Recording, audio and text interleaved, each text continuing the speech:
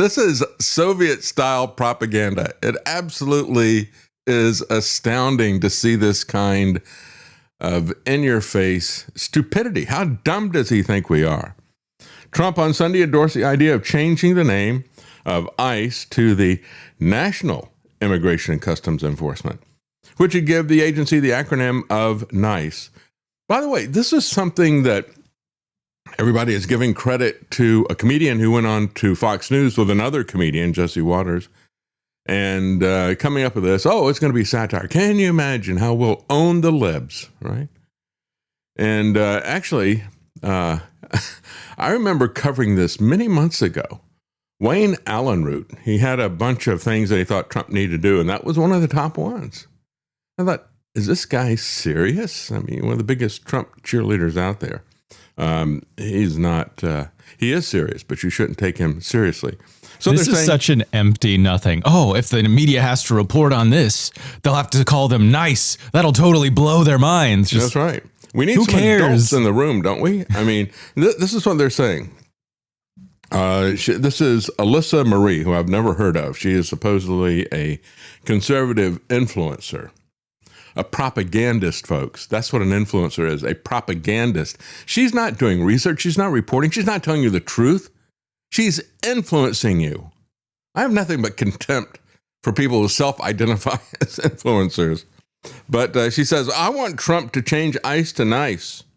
So the media will have to say nice agents all day long. Can you imagine?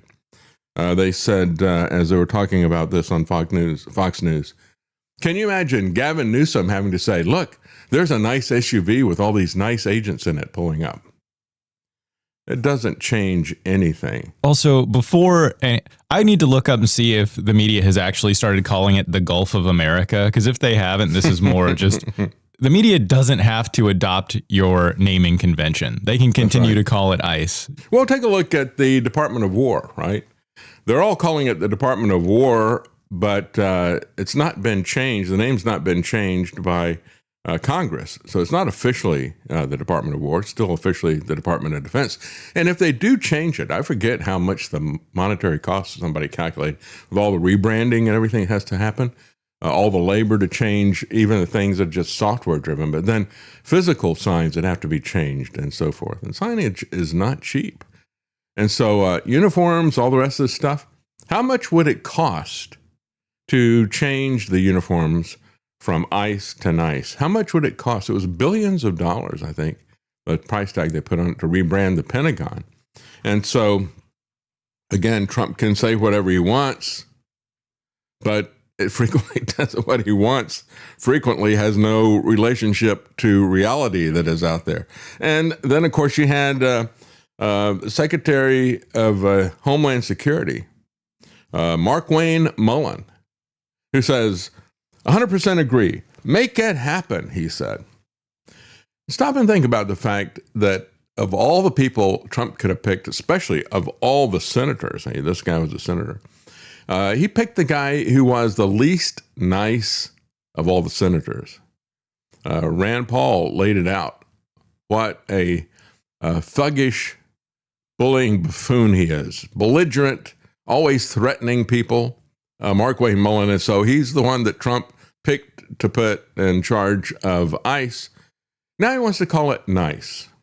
Well, he already rebranded it when he put in Mark Wayne Mullen, didn't he? And just go back to the name, Homeland Security. How cynical is that? How cynical is the Patriot Act? Folks, we have crossed the Rubicon a long time ago. There's a lot of sinister stuff involved in this. As I tweeted out, I said, why don't you just call it the Ministry of Love? Because your followers are so clueless, they wouldn't understand what that stood for. And while you're at it, rebrand your stupid social media to the Ministry of Truth Social. That's what I've been calling it for the longest time. So this is where we stand with these guys, by the way. And so, what is the appropriate response to this? I think if they want to be satirical about this, let's give them some satire. Here's the way I envision that logo when I saw it. The army that Germany has built up in 4 years swings in honor past Hungary's strongman Admiral Horthy. The young men of the new German Reich welded into a mighty war machine. Yeah.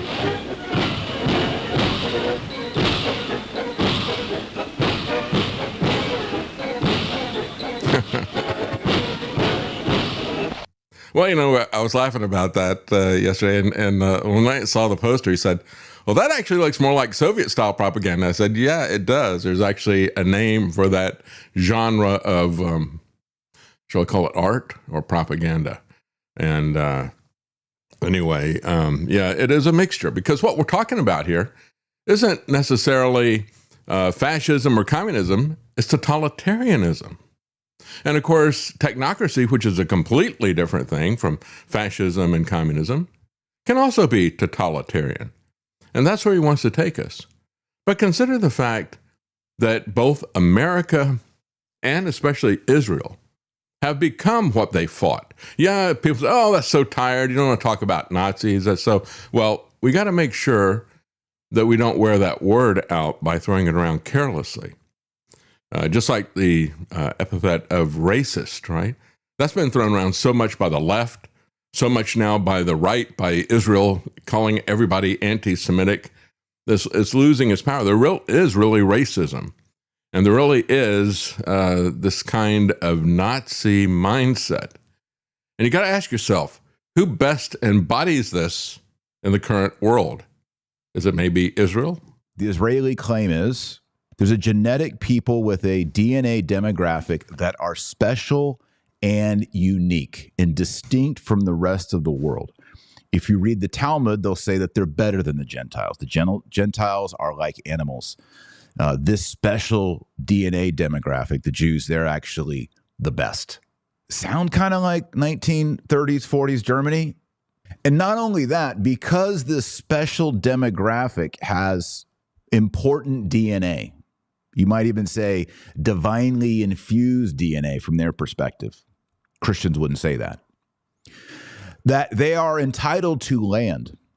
And also, if you don't have that DNA, that special DNA, you can't be a part of that culture or nation or custom. You can't have citizenship. And you might be exported. You might be attacked. Your lands may be confiscated. You might be rounded up and placed in a certain area until they can figure out what to do with you. Sounds kind of like 1930s, 1940s Germany. But we're back over here to Israel. And because this nation is only for a certain genetic DNA group of people, they have a right to the land. And not only do they have a right to the land, they have a right to expand the land, to take more and more territory, to move to the west through Gaza, to move to the north into Lebanon, maybe even south, Egypt, Sinai Peninsula, maybe even get over the Jordan River. Take it all, said Huckabee. The geographic real estate that was held and promised by, after Moses, to Joshua. You know, read Joshua, Judges, Ruth, 1 Kings, 2 Kings, all those, you'll get the idea. And what's scary about this is a lot of nations on earth, including the United States, are like, yeah, this is great. We love this, Netanyahu. We believe that y'all have a special DNA that entitles you to have a government with no celebrated diversity, Jews and Jews only. And that entitles you to the land by a divine right. And not only do you have the land, you also have the right to expand the land for your people. If you just say Aryan nation, if you say Aryan DNA, if you say Germanic Teutonic lands, expanding and reestablishing the Germanic Teutonic lands, attacking those who are within the presumed borders of the Germanic people, expelling them, attacking them, putting them in camps, it's really the same thing. Yeah, except the Lebensraum of Zionism is probably not going to stop with the area that they say is a greater Israel, that they say was promised to them, but they never got. Well, if you read the Bible, what I see in my Bible is that Joshua says, God has given you all the land that he promised you.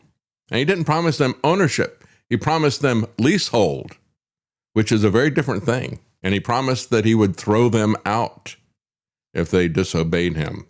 So, yeah, there's a lot of caveats that, just as we look at Las Vegas, a city that is built on people who can't do math, Zionism is built on this fundamental theology of people who can't read the Bible and can't understand what it has to say. And they need to understand how they're being manipulated. If we actually want to specifically tackle Jew hatred on the left, then we literally need to relearn how to communicate this issue to America First, MAGA, Trumper, conservatives. Do you think that conservatives care that Israel has the biggest gay pride parade in the Middle East? They should. Israel respects international law? No. Conservatives care that Israelis are having more babies than any other developed country, and that there is a strong religious character and strong national pride, and that masculinity is still valued there. Okay, we should not be arguing when we're fighting against right-wing anti-Semitism for censorship or for content moderation. But they want censorship. Platforms. They demand it. We should not be using terms like hate speech or platforming. Okay, but they do. We need to be using the language of America First, which most importantly is about how a strong Israel makes a strong America, because an empowered ally that is able to police its own region and fight empowered by our money allows us to take out of our resources of the Middle East and redirect them towards the Indo-Pacific and be able to focus on our real existential enemy, for which Iran and Russia would not be nearly as big of threats as they are, which is the Chinese Communist Party. And so strengthening Israel strengthens America because it allows us to focus on China. I agree. Yeah, look at how we have been strengthened by replenishing our defensive missiles in a war of aggression that is very Nazi-like in its purposes and all the rest of the stuff. And let's understand, America doesn't get off easy like this either. We've always heard about American exceptionalism. I mean, the racist part of it, unless you're looking at this idea of the hatred of whites, if we can keep whites down, if you want to call that a kind of a racist organizing principle, that seems to be heavily involved in the federal government and these institutions that have been marched through by the Gramsci communists that are there. But, she says, don't talk to them about what we're doing with LGBT, because, if the evangelicals really took a look at how Israel has been the seminary of LGBT stuff on the forefront of this, now they're going to have a big festival right at the site of Sodom and Gomorrah. You can't make this stuff up. Maybe Trump can build a skyscraper at the site of the Tower of Babel, right? He does babble a lot. All I'm saying is I'd be looking up at the sky with some concern if I was around that area at that time. No, they have no concern for God. It really goes to show that they just don't believe it. That's right. Everything they say about Judeo-Christian, for one, that's a total oxymoron. Mm-hmm. And for two, they don't believe it. It's a flat out lie. It's just something they say to convince American evangelicals like, oh, look, we're on your side. You might as well say atheist believer. I mean, it's like kind of an oxymoron, because you can't bring these two together if they deny Christ, as they do. But look, we're on your side, despite the fact that we drag you into wars and feed your young men into meat grinders in the Middle East. Look, we're on your side, despite the fact that we push degeneracy through pornography and Hollywood. Yeah. Everything. And all LGBT. The time.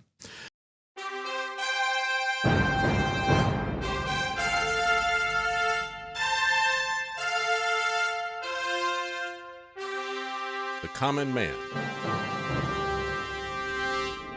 They created Common Core to dumb down our children. They created Common Pass to track and control us. Their Commons Project to make sure the commoners own nothing. And the communist future. They see the common man as simple, unsophisticated, ordinary. But each of us has worth and dignity, created in the image of God. That is what we have in common. That is what they want to take away. Their most powerful weapons are isolation, deception, intimidation. They desire to know everything about us while they hide everything from us. It's time to turn that around and expose what they want to hide. Please share the information and links you'll find at thedavidknightshow.com. Thank you for listening. Thank you for sharing.